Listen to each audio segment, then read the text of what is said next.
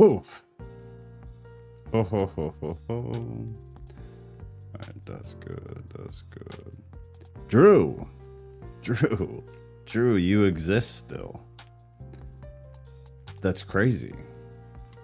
We were just talking about you the other day.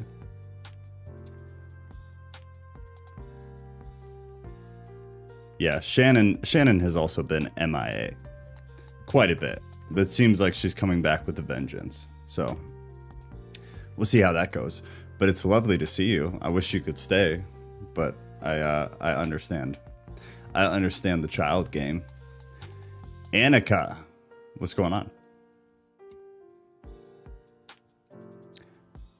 Let's see. The voice channel is open. I'm gonna tell you guys right now. If tonight is not a discussion, it's gonna be real short. I've got other stuff I could be doing. I'm not here for a monologue, so I hope y'all take advantage of the voice channel, or this is gonna be real short. Real short.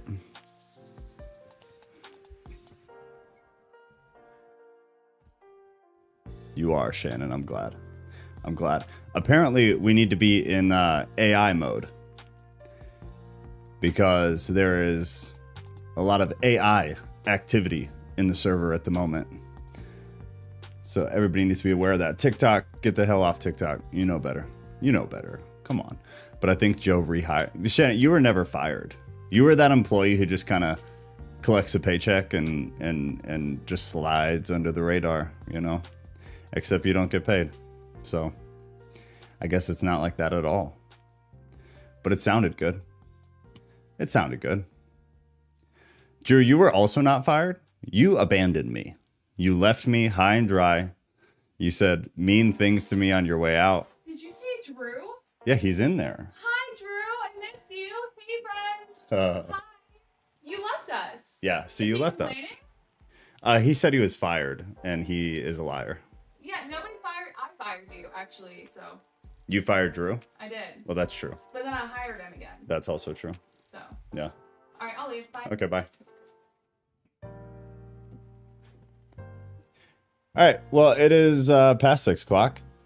Hey, I'm curious what division of Christian you are. I am not in a division of Christianity. However, you should go to YouTube, because nobody's on TikTok. TikTok is open just so that I can yell at you to get off of TikTok and go to YouTube. Because then you can see stuff and you can hear other people who are in my ears, who you can hear over there, but not here. But come over there. And then maybe I'll explain what sect of Christianity I belong to, because it's complicated. It's a very complicated question, but I'm glad to see you. It's nice to meet you. Kind of, if you can call it that. But yeah, go over to YouTube. Get off of there. You did leave, Drew. You left for a good reason, but you did leave. Let's be real. Let's be real. Okay, so boring stuff first. Boring stuff first. Anybody who is new, like Annika, I've never seen you before, and maybe you've been here, and if I overlooked that, I apologize.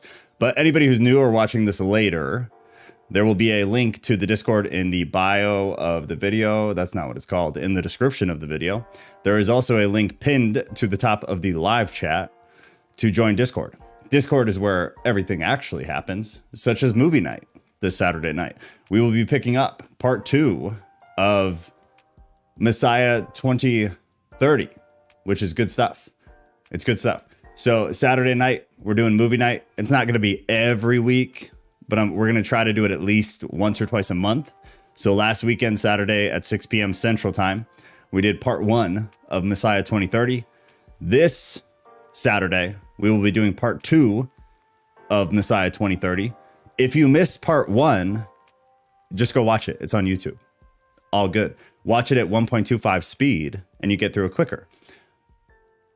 I would assume you could watch part 2 with us, even not having seen part 1, because honestly, it's super confusing anyways. So you're going to rewatch both of them regardless. So even if you didn't watch part 1 with us and you don't watch part 1 by yourself, still come join us for movie night, 6 p.m. Central Time this Saturday to watch part 2, because it's going to be real good. But yeah, Annika, the Discord link is at the top of the chat. You should see it. It's pinned. But it's also in the description of every video that I post. So you can always get on Discord there. You can also go to tattootheist.com and there will be a little widget for Discord that you can just click join and it'll pop up and you'll be good to go. But Discord's where you want to be. That's where everything's actually going on. So hop in Discord. Beyond that, this evening, we are talking about, well, let me say it properly. The title tonight is You're Dead. Now what? What happens after we die? What happens after we die? So the first portion of this is we're going to talk about the scientific end and the more physiological end. So the measurable side of this, right? Lauren, it's good to see you. What's going on? Ghost, you're here. Thank God. Good deal. Mikkel, lovely as always. The cult. Welcome to the cult. We had to have a conversation last night about how the cult thing is a joke. Okay. It's a joke. Just so everybody's very clear on this. I am not a cult leader. I may send you powdered Kool-Aid in the mail. It still doesn't make this a cult. Okay. Friends are allowed to send other friends powdered Kool-Aid in the mail without it being a cult. Some of you are being very dramatic about the packages that I've been sending out. Quit being dramatic. It's okay. TikTok, get off TikTok. I'm so tired of saying that. Get off TikTok. Chinese spy app, not good. Very uncool. Thumbs down for TikTok. Thumbs down. Graves is here. Graves, it's good to see you. Always driving home. You're like me, you're always in the car. Or maybe it's just literally this hour that you're driving home. Perhaps that's it. I don't know. But anyways, you're dead. Now what? Now what? What happens to your physical body when you die? So here is the measurable end of this. The part that we can prove at least using the parameters of the physical world that we happen to live in. And yes, Graves, I absolutely want you to tell your story tonight. Tonight is the night for the story that we've all been dying to hear. 100%. So what happens to your physical body when you die? Death marks the moment in life when your physical body stops working to survive. Your body has to work to survive. You breathe your last breath. Your heart stops beating. Your brain stops, which isn't immediate, and we'll get into that. Other vital organs, including your kidneys and your liver, both stop functioning. All your body systems powered by those organs shut down as well, so that they are no longer capable of carrying on the ongoing processes that they perform. They all cease to function. Death itself, the function of death, is a process. Yeah, don't we have a thread for cult quotes? Isn't it like in the voice channel or something? I know we have it. But death in and of itself is a process. You don't just like snap and you're dead. It's a process. It's a bodily process that begins one place usually, but it can kind of begin different places depending on how you die. And then it's a process that takes place until all of your faculties are shut down. So thinking of death in this way as a series of events, it makes it kind of, in a way, easier to understand. And it's easier to understand the changes your body goes through to transition from life to death.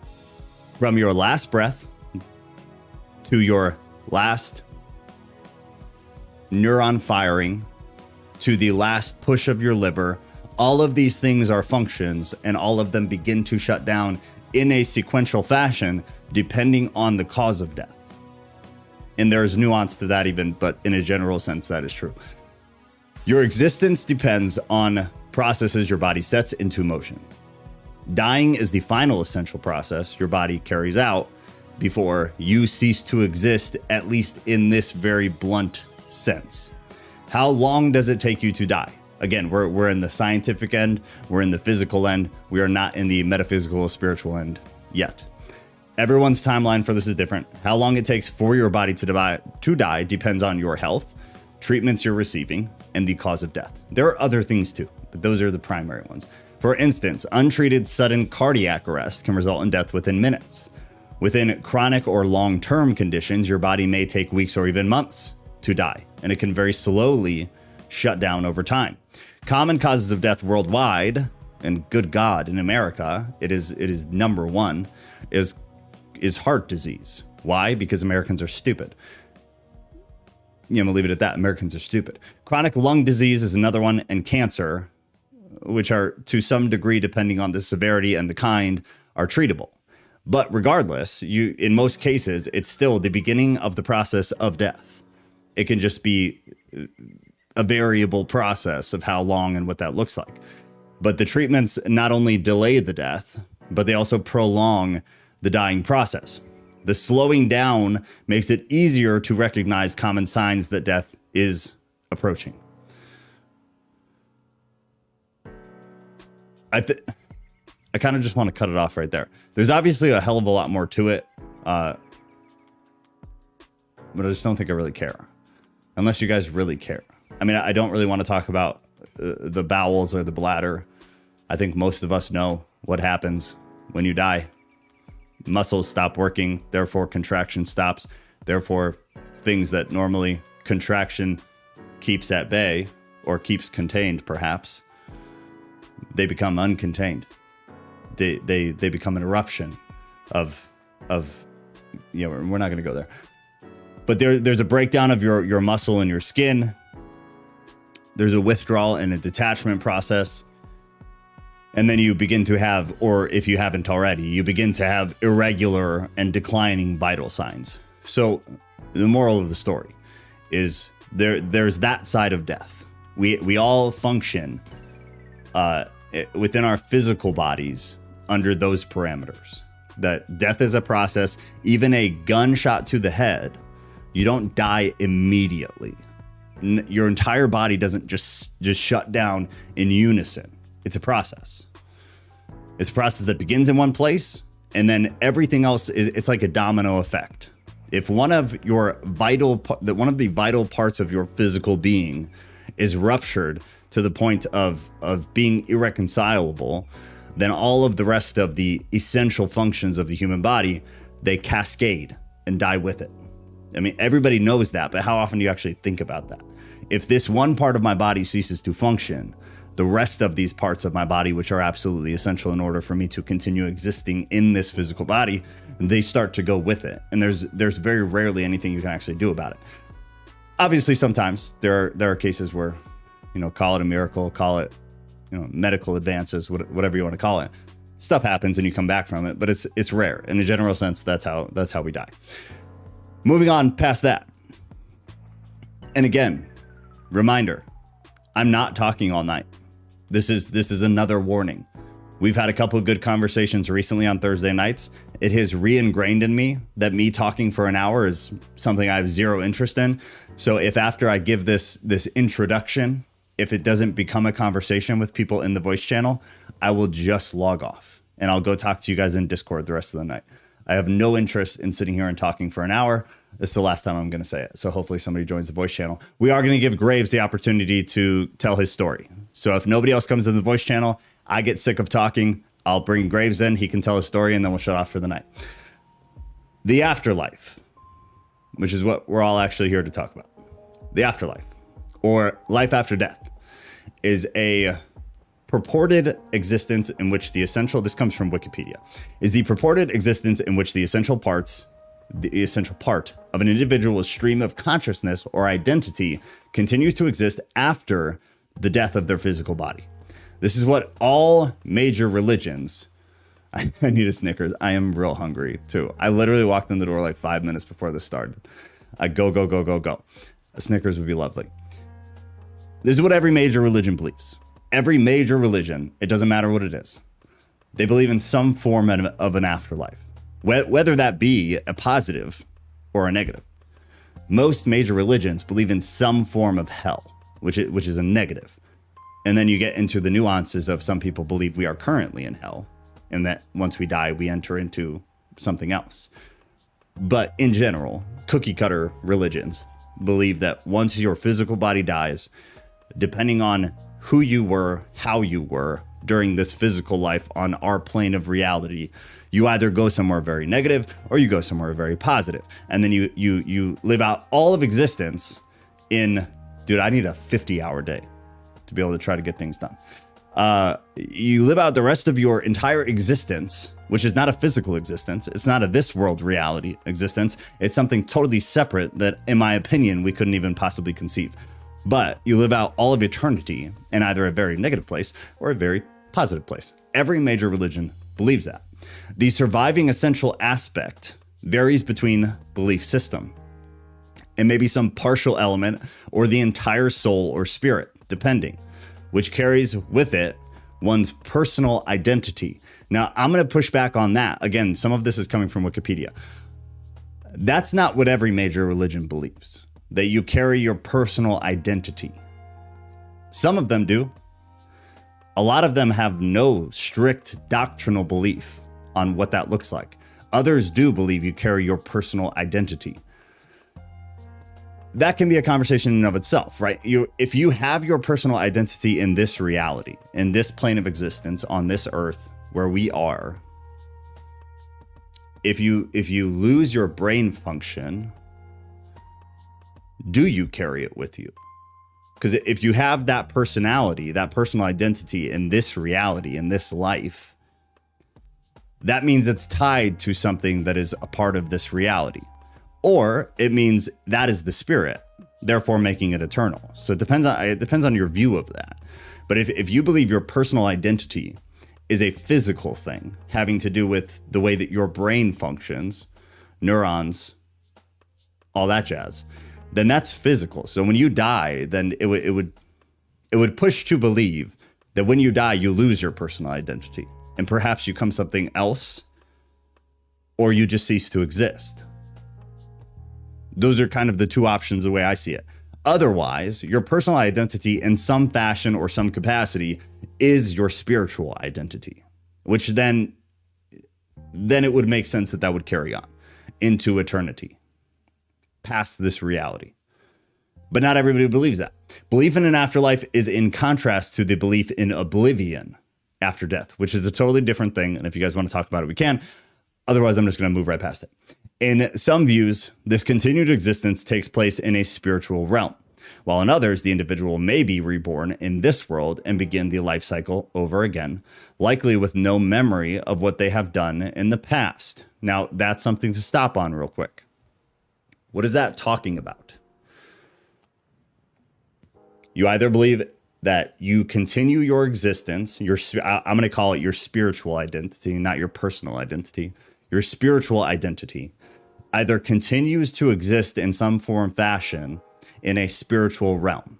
Now, you can picture that as like planes of reality or something totally separate. But if our physical world is on a plane, then perhaps there are other planes above and below, in theory, above and below.